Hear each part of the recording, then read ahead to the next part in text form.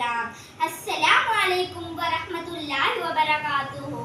நான் பேச எடுத்துக்கொண்ட விடயம் யாதெனின் கல்வியின் முக்கியத்துவமாகும்.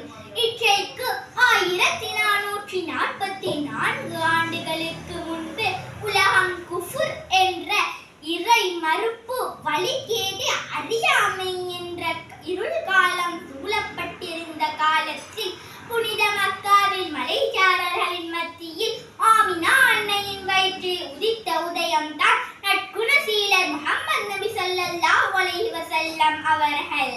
ஐயாமுல் ஜாஹிலியாவின் இறை மறுப்பில் வாழ்ந்த மக்கள் மத்தியில் முஹம்மது நபி ஸல்லல்லாஹு அலைஹி வஸல்லம் அவர்களுக்கு இறங்கிய முதல் வசனமே இக்ரா ஓதுவீராக என்பதாகும். அல்லாஹ் தஆலாவே சொல்கிறான், நம்மை கற்றுக்கொள்ளும்படி நாம் படிக்க வேண்டிய முதல் படிப்பு பிஸ்மி ரப்பிகல் லதீ ஹலக். எல்லா படைப்பினங்களையும் படைத்தவன் பெயரால் எல்லா படைப்பினங்களையும் படைத்தவன் ஒருவன் உள்ளான் என்பதை நாம் படிக்க வேண்டும். சஃப்வான் இப்னு அஸ்ஸால் அல்-முராதி ரலியல்லாஹு அன்ஹு அவர்கள் கூறுவதாவது, நான் நபி ஸல்லல்லாஹு அலைஹி வஸல்லம் அவர்களிடம் வந்தேன். அவர்கள் தமக்குரிய சிவப்பு நிற போர்வையில் சாய்ந்தவர்களாக மஸ்ஜிதில் அமர்ந்திருந்தார்கள். அவர்களிடம் யா ரசூலல்லாஹ், இல்மை தேடி வந்துள்ளேன் என்று கூறினேன். அதற்கு நபி ஸல்லல்லாஹு அலைஹி வஸல்லம் அவர்கள், இல்மை தேடி வந்தவரின் வரவு நல்வரவாகட்டும். இல்மை தேடுபவரை மலக்குகள் தங்கள் இறக்கைகளால் மூடிக்கொள்கின்றார்கள்.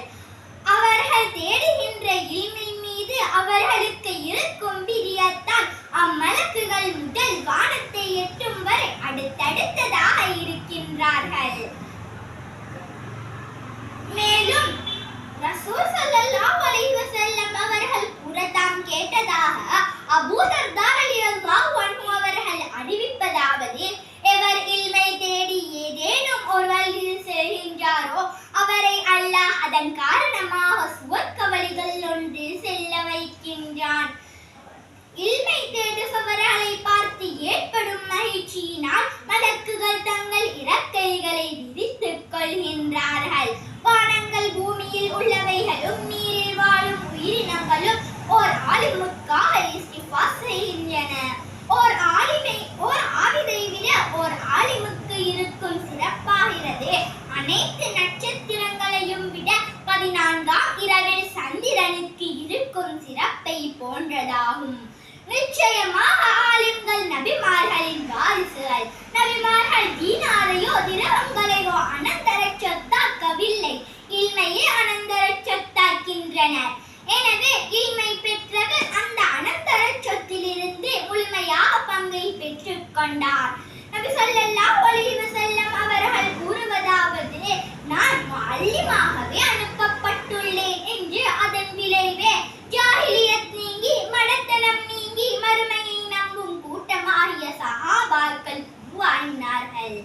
சஹாபாக்களின் இல்மே இவ்வுலகை உருவாக்கியது.